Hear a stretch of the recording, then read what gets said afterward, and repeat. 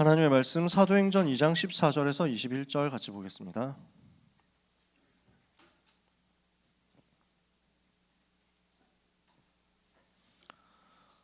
신약성경 사도행전 2장 14절에서 21절까지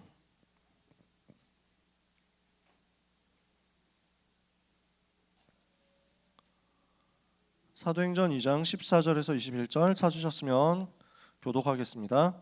베드로가 11사도와 함께 서서 소리를 높여 이르되 유대인들과 예루살렘에 사는 모든 사람들아 이 일을 너희로 알게 할 것이니 내 말에 귀를 기울이라.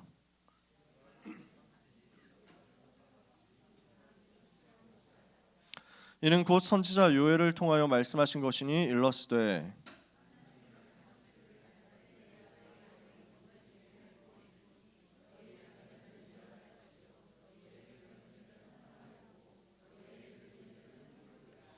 그때 내가 내 영을 내 남종과 여종들에게 부어주리니 그들이 예언할 것이요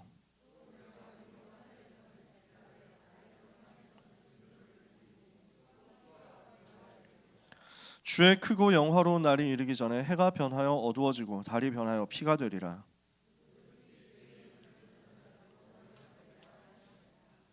아멘. 오늘 나눌 말씀 미리 정복한 베드로입니다.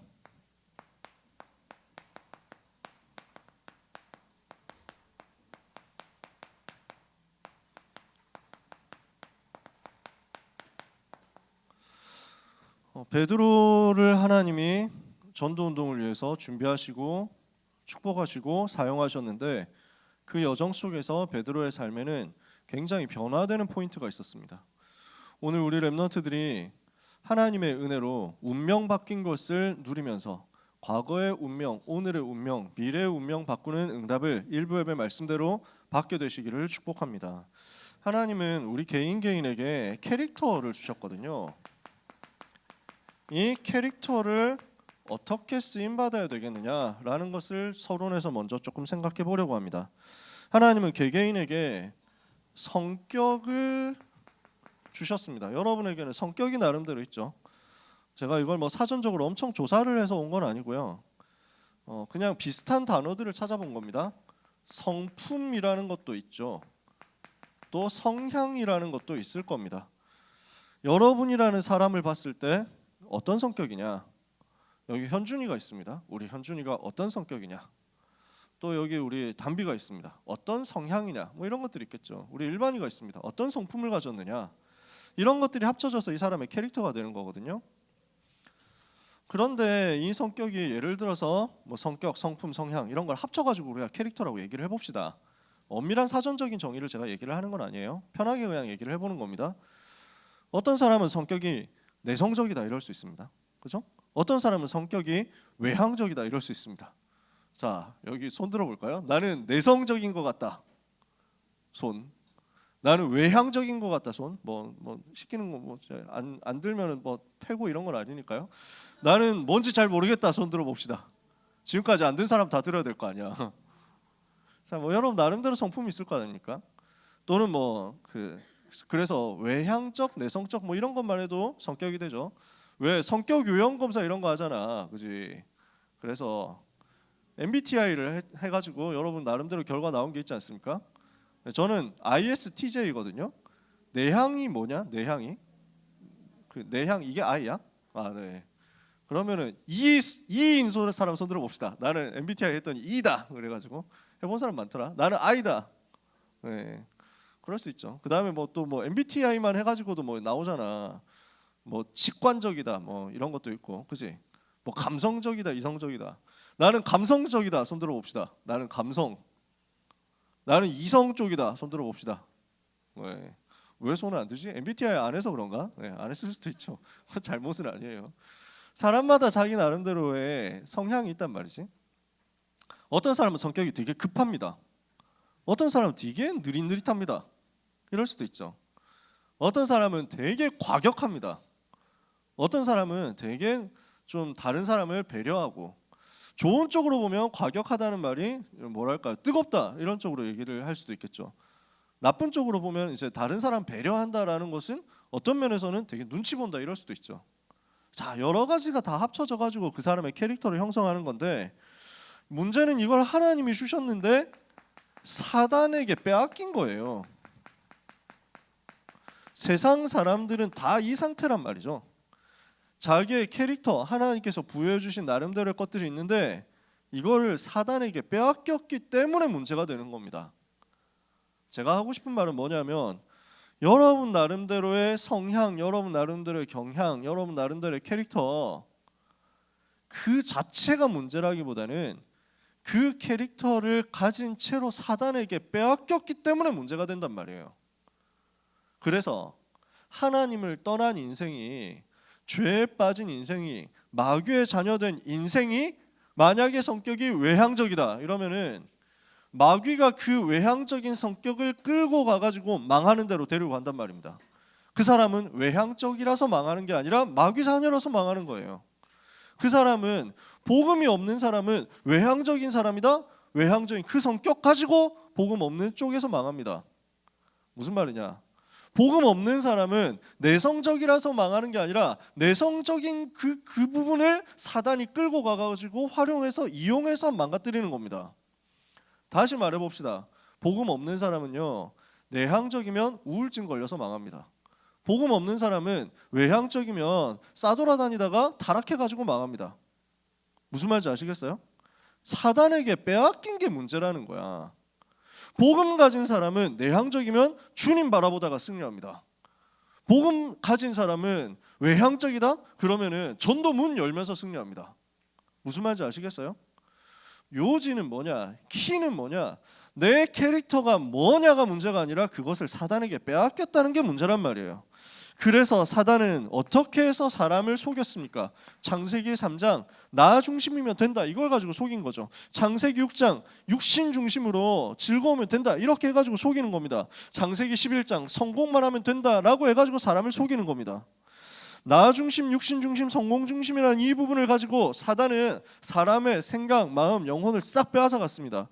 그 결과 사람들이 행동하고 선택하는 것은 사도행전 13장 무속, 사도행전 16장 점술, 사도행전 19장 우상이라는 종교의 틀에 딱 갇혀 있는 겁니다. 종교가 뭡니까? 내가 뭘 해야 된다라고 생각하는 게 종교입니다. 내가 뭔가 열심히 해야 되고, 내가 뭔가 바르게 해야 되고, 내가 뭔가 착하게 해야 된다라고 생각하면서 기준을 나에게 두는 것이 종교예요. 이렇게 하면 무너질 수밖에 없거든요. 뭘로 무너집니까? 불신자 상태로 무너지는 겁니다. 태어날 때부터 근본적으로 마귀의 자녀인 채로 태어납니다. 살아가면서 우상 숭배합니다. 그러니까 정신에 문제 올 수밖에 없죠. 육신에 문제 올 수밖에 없죠.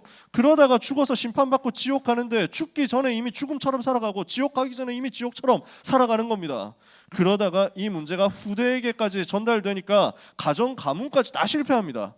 이 12가지 문제 속에서 성격, 성품, 성향이 사단에게 붙잡히니까 사단이 사람을 망가뜨릴 때 그 캐릭터를 이용해서 망가뜨리는 거예요. 급한 사람은 급하기 때문에 무너집니다. 느린 사람은 느리기 때문에 무너집니다. 왜요? 느려서가 아니라, 급해서가 아니라 사단에게 잡혔기 때문입니다. 이 부분을 렘넌트들이 이해를 잘해야 됩니다. 하나님은 우리에게 뭘 주셨습니까? 복음을 주셨죠. 이 복음은 무엇입니까? 모든 것을 회복하는 것입니다. 하나님은 여러분에게 완전하고 충분한 모든 것이 되는 복음을 주셨습니다. 이 복음을 가지고 여러분은 모든 것을 뒤집어 버릴 수 있어요.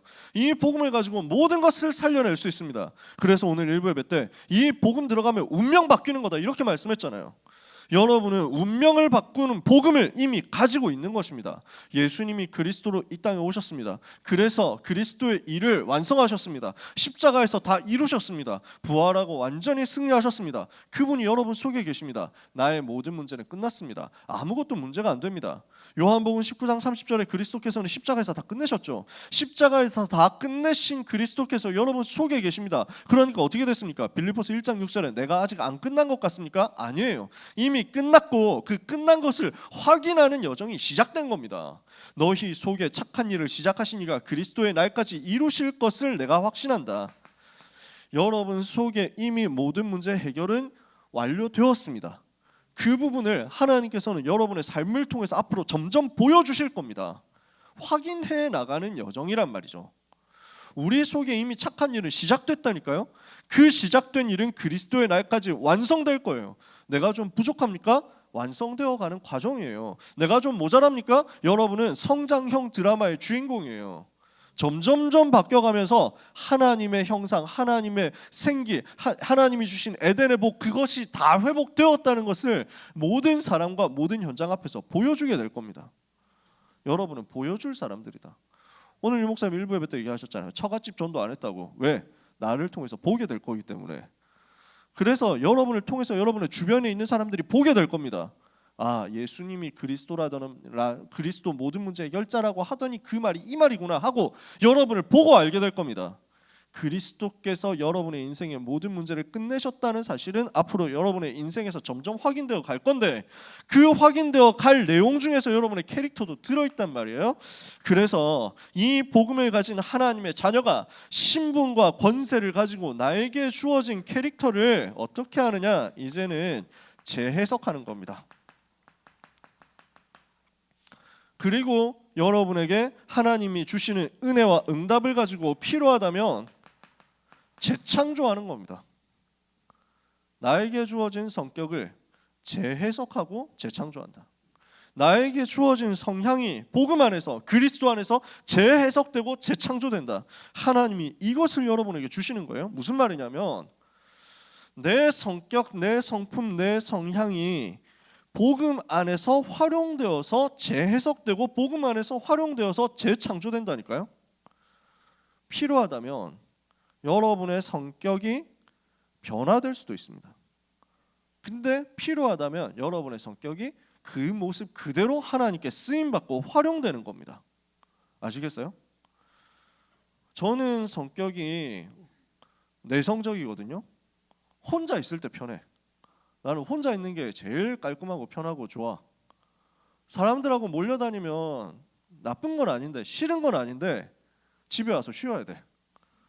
그러니까 나 좀 쉬어야 되겠다 이러면은, 나 좀 쉬고 싶은데 이러면은 사람 불러가지고 야, 밥 좀 먹자 뭐 이렇게 하는 사람이 있잖아. 쉬어야 되겠다 하면은 집에 들어가는 사람이 있거든. 나 같은 경우는 딱 전형적으로 집에 가는 사람이지. 그러니까 사람들을 만나는 게 싫은 게 아니라, 사람들을 만나면 나는 에너지를 다 쏟아내고 오기 때문에 그걸 따로 충전해야 됩니다. 근데 어떤 사람들은, 신기한 사람들이 제 입장에서는 만나면 충전된다 하더라고. 만나 힘이 생긴대. 사람 만나가지고 밥 먹고 놀고 뭐 이래야, 코너 가가지고 막 시계 막 이렇게 해야 뭐가 이제 힘 생긴다는 거지. 나름대로의 성향이잖아, 그지? 저 같은 경우는 내성적인 사람이고요. 그 다음에 저 같은 경우는 원래 복음 없을 때 굉장히 예민하고 스트레스 잘 받고 소심한 사람이었어요. 그게 내 캐릭터였어. 그러니까 뭔가 다른 사람이 무슨 나한테 대해서 뭔 얘기를 하면 나를 오래 담아두는 성격이었다니까. 그러면서 되게 생각이 자꾸 나는 거야. 내가 그때 뭐 잘못했다 이러면 계속 생각이 나. 내가 그때 그 말 안 했어야 되는데, 그 사람 나 그때부터 싫어하면 어떡하지? 저 사람 나한테 뭐 어떻게 하면 어떡하지? 항상 그 생각이 드는 거야. 그러니까 뭐 수준 낮은 표현으로 하면, 비과학적인 표현으로 하면 저는 그 거의 이제 전형적인 A형 성격인 거지. 그런 사람이었거든요. 근데 어떻게 되어버렸냐면, 하나님이 나한테 은혜를 주시니까요, 내가 복음 받고 나니까 저한테 있었던 예민하고 소심하고 했던 부분은요, 뒤집어져 버렸어요. 변화되더라고. 없어져 버렸어.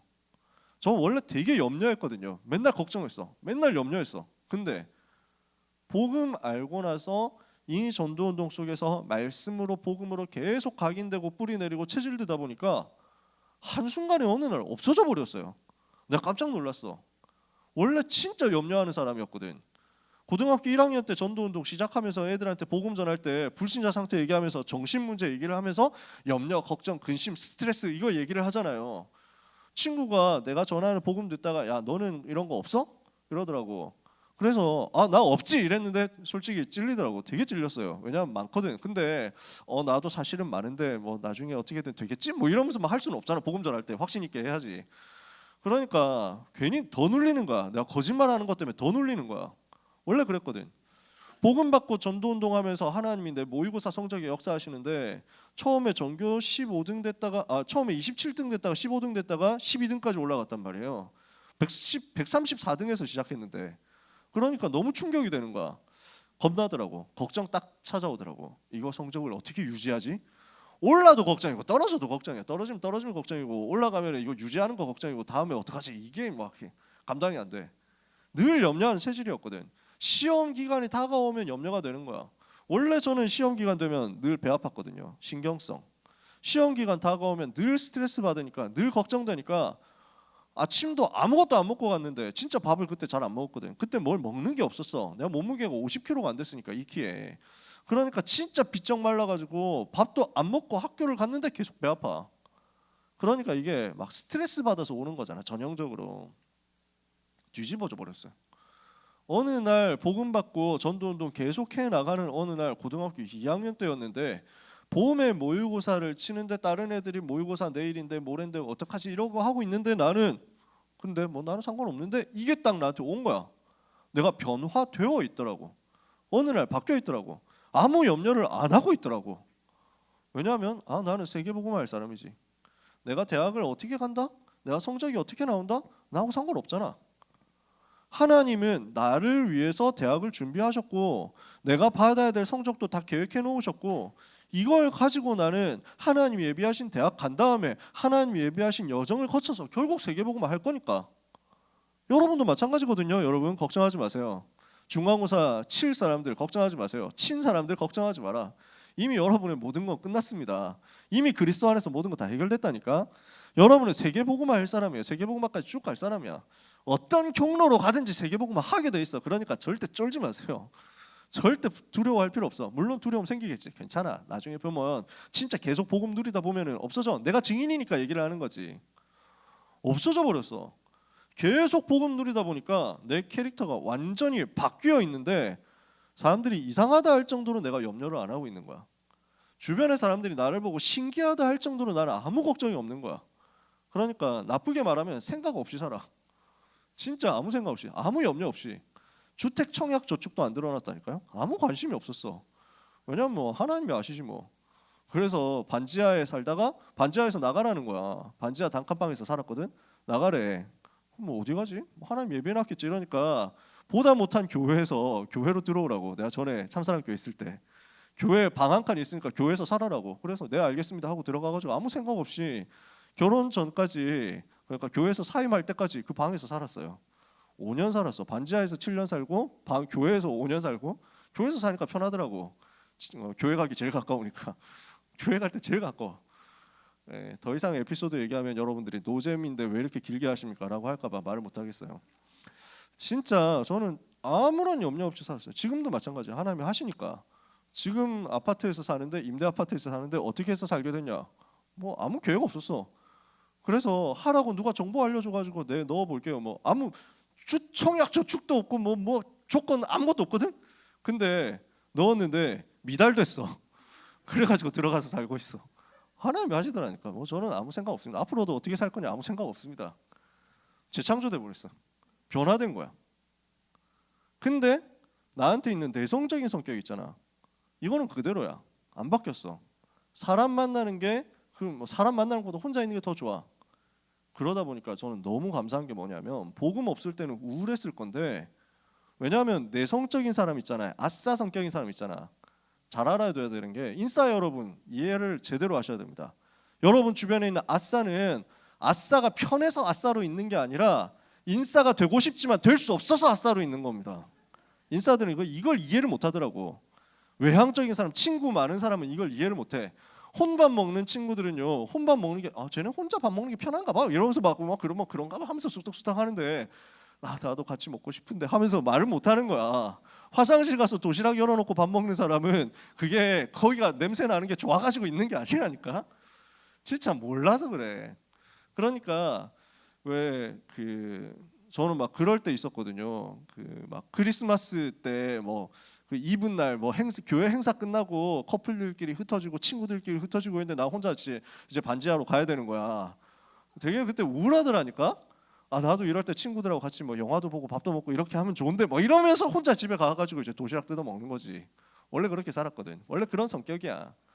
근데 그 성격을 가지고 있는 내가 하나님 앞에 너무 감사한 거지. 왜 어떻게 됐냐면 복음 받고 전도운동 하다 보니까 나같이 오직 그리스도만 바라보기 좋은 성격이 없는 거야. 지금도 저는 교역자실에서 혼자 밥 먹는다고 했잖아요. 혼자 밥 먹는다니까. 성격이 그러다 보니까 저는 너무너무 비정치적이에요. 비사교적이야. 사람들하고 어울려 다니면서 뭘 못해. 근데 저는 이게 너무 감사한 게, 만약에 나 같은 사람이 사교성 있고 정치적이었었다면 어떻게 됐겠냐. 틀림없이 패거리 만들었을 것 같아요. 틀림없이 사람 바라봤을 것 같아. 사람 바라보면서 어디 좋은 자리 없냐 이러고 돌아다녔을 것 같아.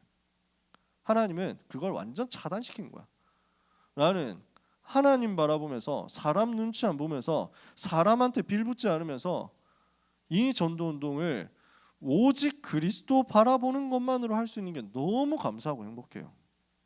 자, 너무 얘기가 길어졌거든요. 제가 여러분한테 이해가 되도록 하기 위해서 나름대로 설명을 해본 겁니다. 자, 나라는 사람이 가지고 있었던 것이 복음 붙잡고 나니까 전부 변화될 수도 있고 아니면 그 모습 그대로 쓰임받을 수 있거든요.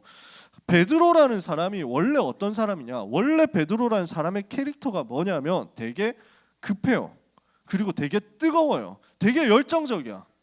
그 부분을 하나님이 그대로 사용하시는 거야.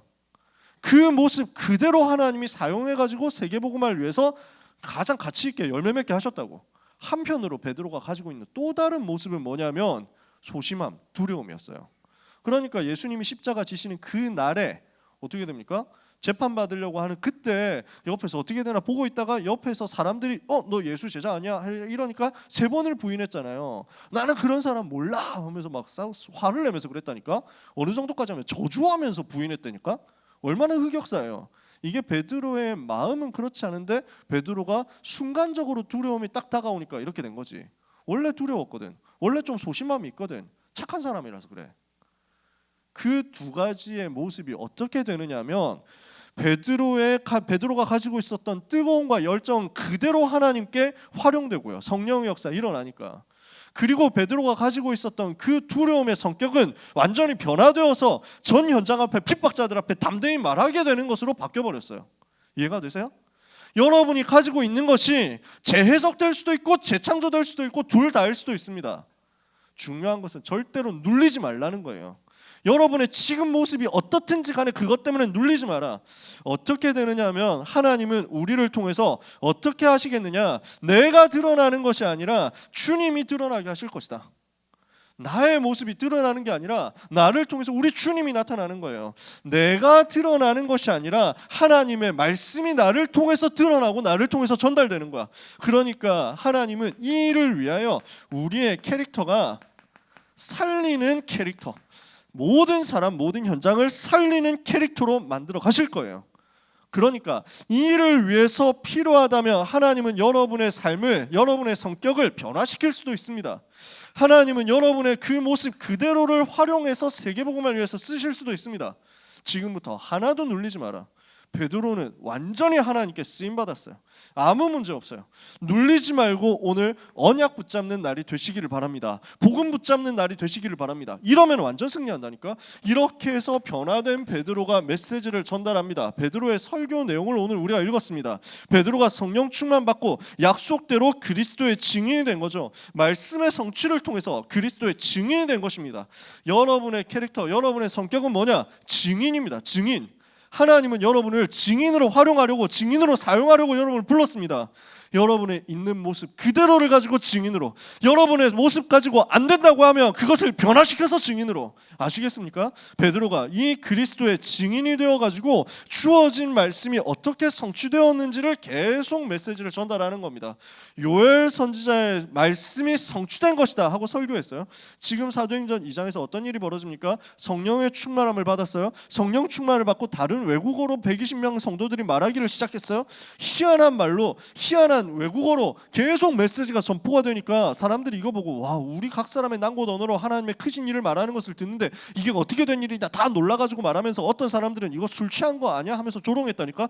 그 상황에서 베드로가 나와가지고 메시지를 하는 거예요. 때가 제3신이 오전 9시란 말이지. 이스라엘 기준으로 제3신은 오전 9시거든. 오전 9시니 이 사람들이 너희 말과 같이 취한 것이 아니다. 술 취한 것이 아니다. 이는 성경의 구약 성경의 요엘 선지자를 통해서 하신 하나님의 말씀 말씀이 성취된 것이다.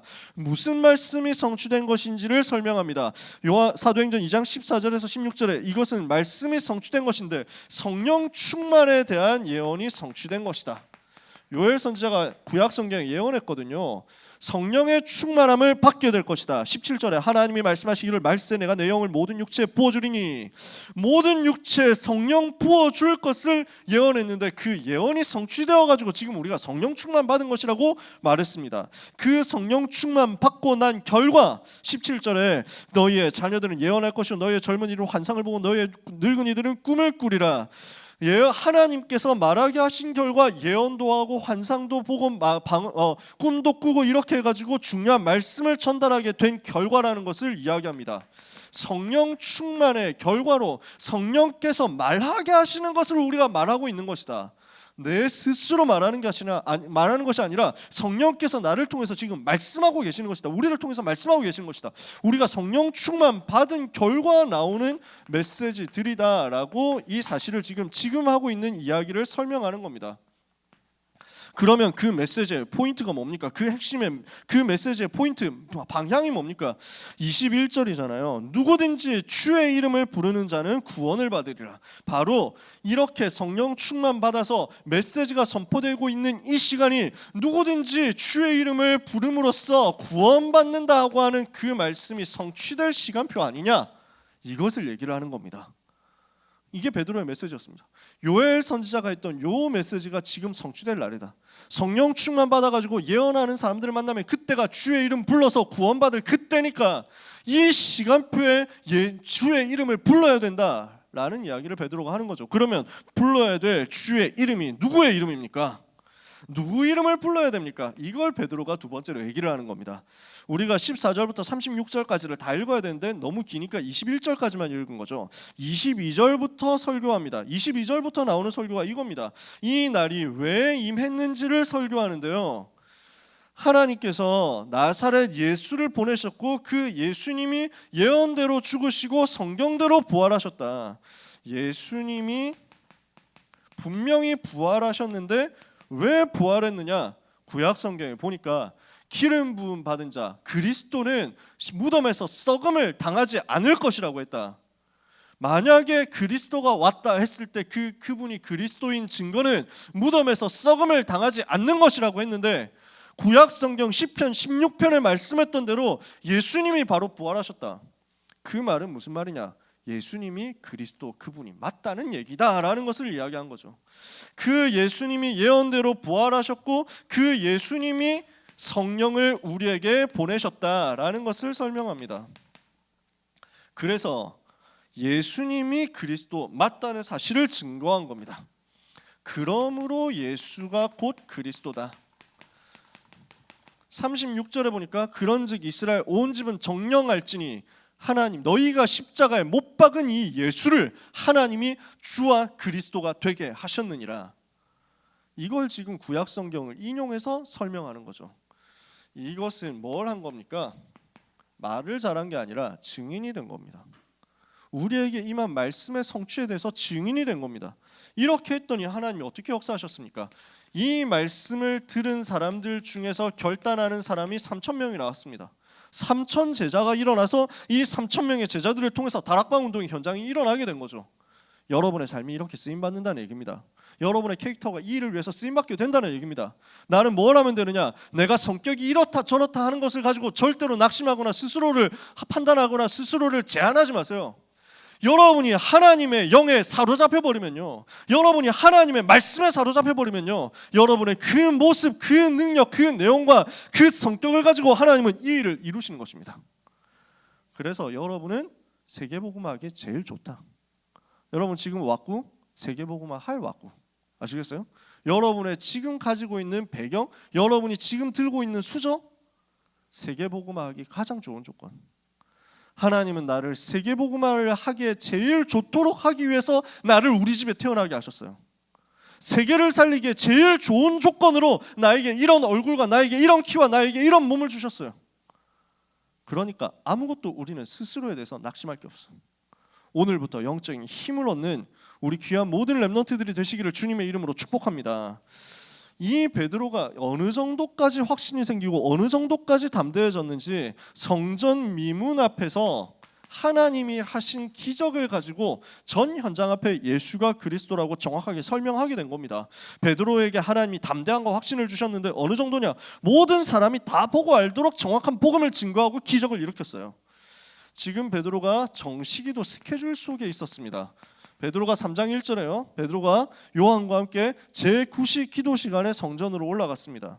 그랬는데 이때 어떤 일이 일어납니까? 성전 미문, 뷰티풀 게이트예요. 아름다운 밑자예요. 그래서 성전 들어가는 길에 있는 뷰티풀 게이트가 있어.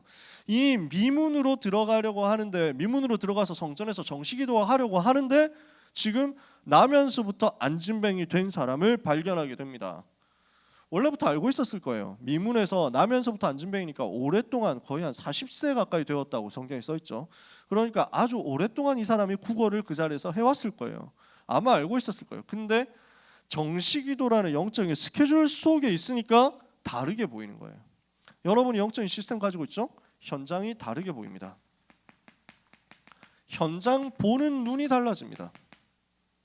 아, 저 안진뱅이가 현장이구나.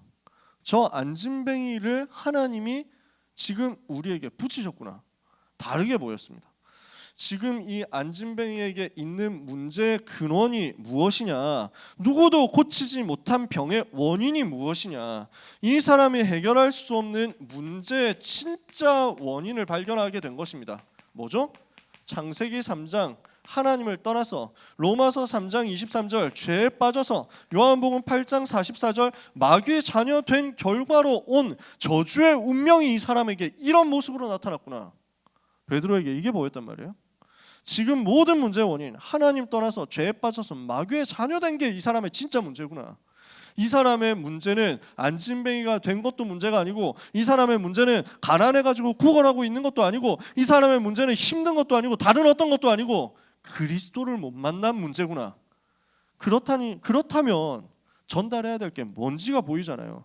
이 사람한테 필요한 게 뭡니까? 정말 이 안진뱅이에게 필요한 것이 뭡니까? 은과 금은 내게 없거니와 내게 있는 것을 네게 주노니 곧 나사렛 예수 그리스도의 이름으로 일어나 걸으라. 지금 필요한 건 이거란 말이에요. 우리 현장에 필요한 건 이거란 말이에요. 우리 현장에 전달해야 될 것은 예수 그리스도입니다. 여러분의 인생을 통해서 전달되어야 하는 것은 예수 그리스도입니다.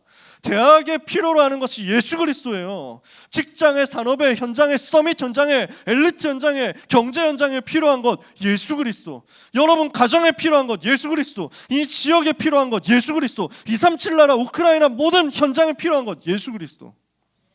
이 사실을 우리가 확신을 가지고 현장으로 들어가면 하나님은 여러분에게 예수 그리스도 말할 수 있는 증거의 문을 열어주실 것입니다. 나사렛 예수 그리스도 이름을 가지고 근본 문제를 해결해버렸습니다. 그분은 근본 문제를 십자가에서 다 끝내버린 분이잖아요. 요한복음 14장 6절에 하나님 만나는 길을 여셔서 근본 문제 해결했습니다. 로마서 3장 23절에 죄 때문에 멸망하게 된 인간을 살리시려고 참 제사장이 되셔서 죄와 사망의 법에서 인간을 해방시켰습니다.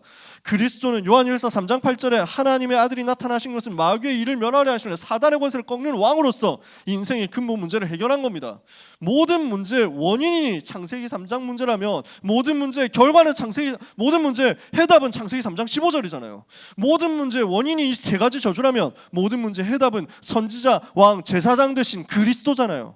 이 사실을 알고 정확하게 전달하니까 그 현장의 흑암이 꺾이고 근본 문제가 해결된 결과로 기적이 일어난 겁니다.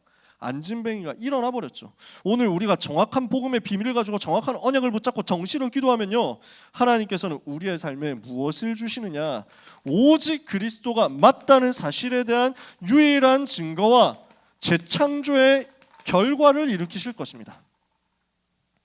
여러분의 삶에 베드로에게 주셨던 오직 유일성 재창조가 나타나는 이번 한 주간 되기를 예수님의 이름으로 축복합니다. 이 베드로가 응답을 받은 비밀을 가지고 중요한 편지를 남겼습니다. 그게 베드로 전후서입니다. 그 중에서 우리가 잘 알고 있는 메시지가 있습니다.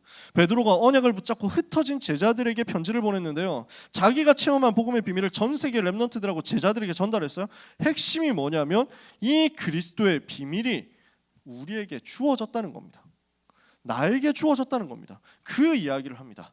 자, 베드로가 베드로전서 2장 9절에서 무엇을 얘기했습니까? 오직 너희는 택하신 족속이요 거룩한 나라요 왕같은 제사장들이요 그의 소유된 백성들로서 그의 기이한 빛에 들어가게 하신 자의 아름다운 덕을 선전하게 하려 하심이라 그랬습니다. 여기에서 세 가지가 나옵니다. 첫 번째, 우리를 보고 뭐라고 했어요? 왕같은 제사장이라고 했어요. 여러분은 그냥 성도, 교회 다니는 사람이 아니라 왕같은 성도입니다. 무슨 말입니까? 렘넌트는 왕 되신 그리스도, 사탄의 권세를 꺾으신 왕 되신 그리스도를 마음에 모셨기 때문에 그 왕 되신 그리스도의 비밀을 가지게 되었습니다. 내가 가는 곳마다, 여러분이 가는 곳마다 흑암 꺾는 역사가 일어나게 될 것입니다. 하나님이 이것을 여러분에게 주셨단 말이에요. 두 번째, 우리를 뭐라고 했습니까? 왕 같은 제사장이라고 했습니다. 우리는 제사장 같은 성도다. 이 말이 무슨 말입니까? 여러분을 가는 곳마다 살리게 되어 있어요. 죄 때문에 무너진 사람, 죄 때문에 멸망하는 사람, 이런 사람들을 가는 곳마다 용서하고 치유하고 살리는 역사가 일어나게 될 것입니다. 여러분이 가는 곳에 죄와 사망의 법 안에서 고난당하는 사람들이 변화되고 치유되고 살아나는 역사가 올 것이다. 그래서 이것을 가지고 저주를 막고 재앙 막는 역사가 일어날 것입니다.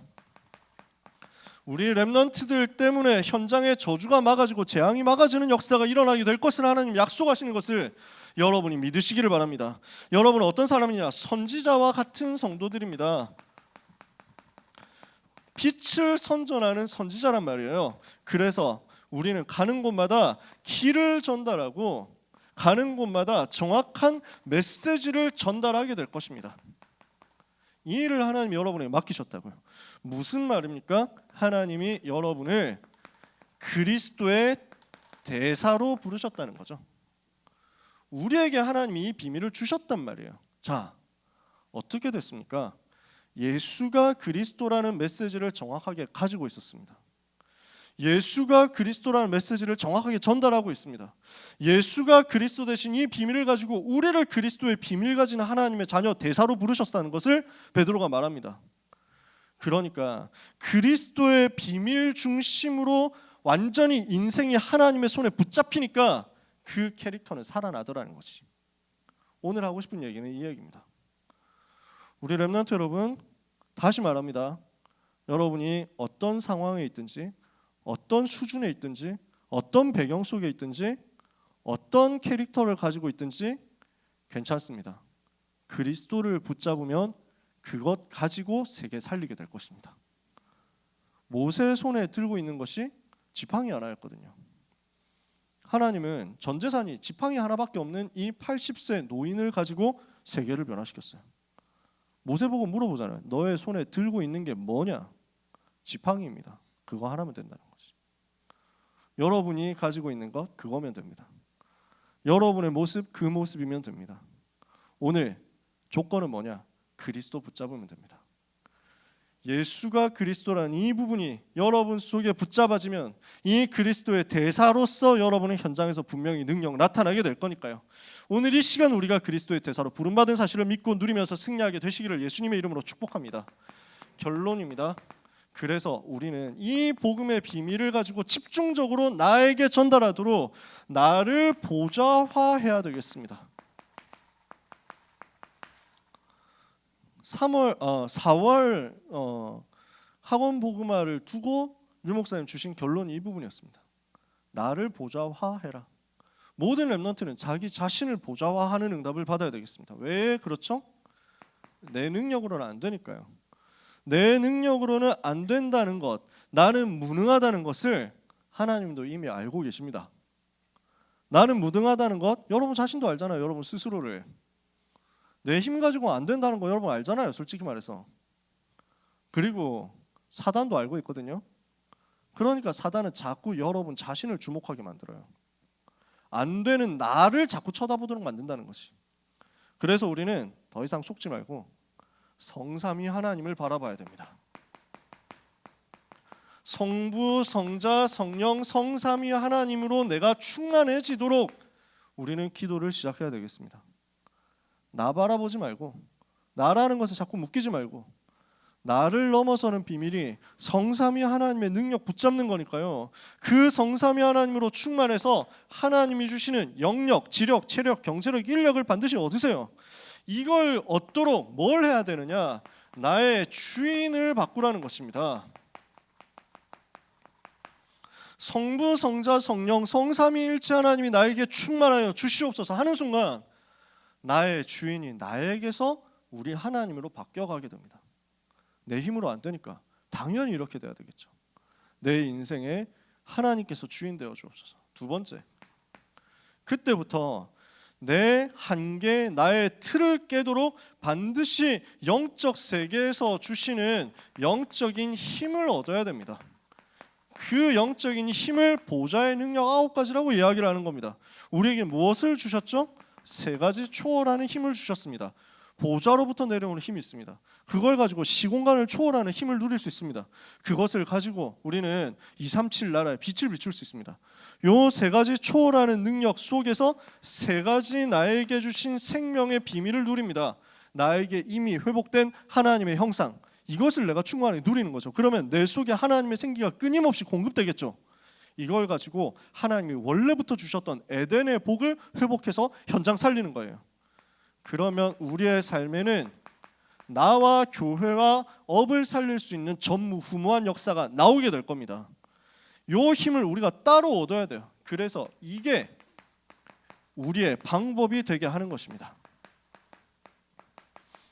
나의 주인을 바꾸는 것이 성삼위 하나님으로 충만해지는 겁니다. 보좌의 능력으로 충만해지는 것은 나의 방법을 바꾼다는 이야기입니다.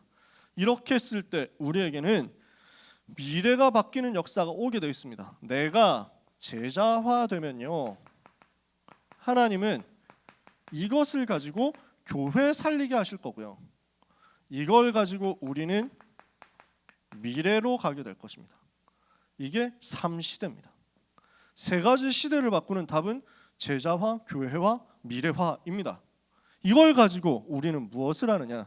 이 3가지 시대 바꾸는 힘으로 내가 충만해지는 것은 나의 운명을 바꾸는 겁니다. 이걸 보고 393의 기도라고 합니다. 이번 한 주간 그리고 앞으로의 모든 수험생활 기간 동안에 우리 고등부 랩런트들이 누려야 될 내용입니다. 모든 랩런트는 주인을 바꿔라, 방법 바꿔라, 그래서 운명 바꿔라. 이 393 누리는 기도가 중간고사 준비할 전략이란 말이에요. 여러분 중간고사 어떻게 칠 거예요? 393 누리는 기도 가지고 준비해라. 이 기도 속에서 승리해라. 수험생활 준비하는 다른 친구들 있죠. 검정고시 치는 친구들도 있죠. 또 다른 방법으로 미래 준비하는 친구들 있죠. 여러분 입시 준비, 전문성 준비, 미래 준비 여러분의 전략입니다. 393 누리는 겁니다. 이 성삼위 하나님을 누리고 보좌의 축복 누리고 시대 변화시킬 힘을 누리고 있으면 이것을 가지고 우리는 시대 살리는 대로 갈 수 있습니다. 하나님의 손에 우리가 붙잡히게 될 거니까요. 그래서 이거 할 수 있도록 뭘 해야 됩니까? 여러분이 예배 속으로 들어가세요. 이거 할 수 있도록 혼자 있을 때 정시기도 속으로 들어가세요.